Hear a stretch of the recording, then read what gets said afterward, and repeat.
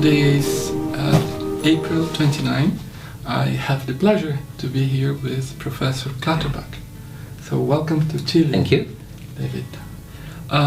Today I would like to tell you that we are very, very happy receiving you in Santiago de Chile at the Academia Inpact.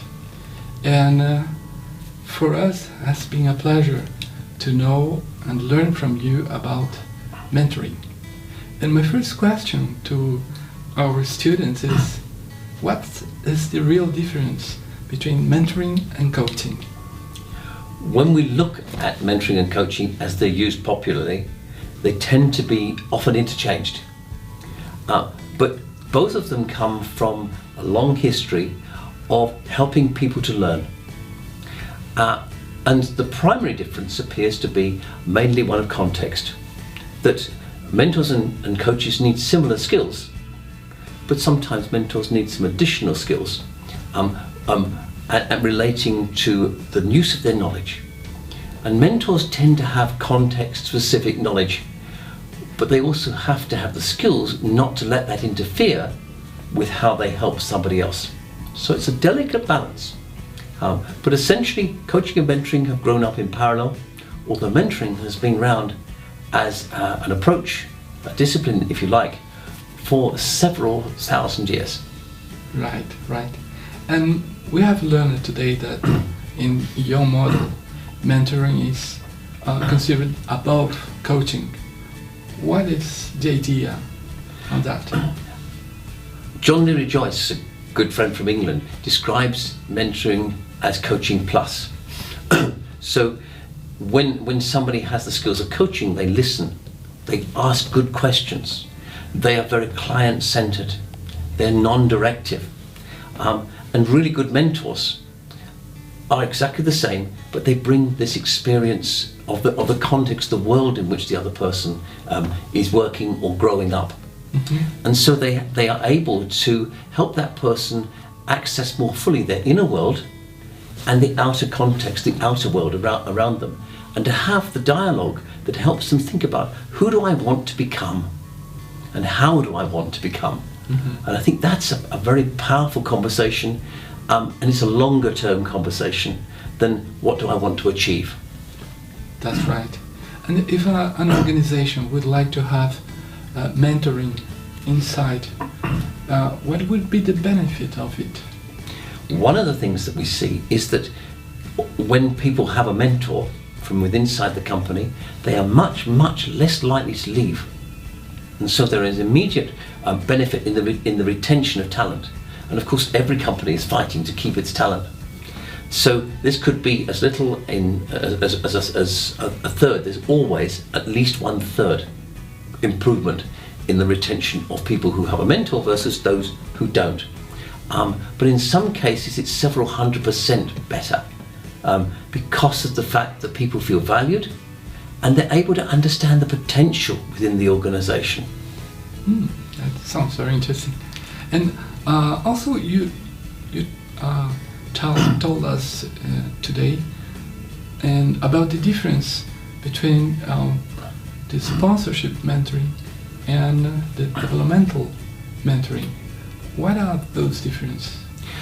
Sponsorship mentoring is something that comes primarily from the United States. Mm-hmm. And it's an interpretation of the story of mentor, or really the real mentor, who was Athena, the goddess of wisdom. But in sponsorship mentoring, it's looking at Athena as the protectress. Okay. And somebody who had a cloak of invisibility she spread over people to protect them. Whereas in Europe, a different model evolved. And this was based upon the primary role of Athena, which was helping people, the people she was working with, to develop wisdom. And so we describe a developmental mentor as using their wisdom to help somebody else grow wisdom of their own. So it's much less instrumental. Sponsorship mentors tend to do things for you. Developmental mentors help you to work things out and think things through and do things for yourself. Uh-huh. Well, I had a session with you today, and it was a wonderful session. And what I faced at this time, it was that your questions, they were very, very, very good. Thank you. And not just moving on to next step question. So those questions put me in a very deep reflection. How do you do that? I wish I knew. No, there is a sense of wanting to help you to understand what you know, and then and then where just necessary to give you a little bit more information that might help you think about things that you hadn't thought of before. Mm-hmm. And so we were able to share a little bit of my experience, just a tiny piece, and for me to be able to say, is that relevant to you? And your answer immediately, firstly, was, no, it's not relevant. Yeah. And then after about 2 minutes, it was, oh yes, it is. And I think this is part of what the process. Mentors really hold back on their experience, but then they offer something as a little gift and say, would you like some? Yeah. And you can say yes or no. But basically, it's a very soft giving rather than, now, this is what you should do, which is not part of mentoring at all.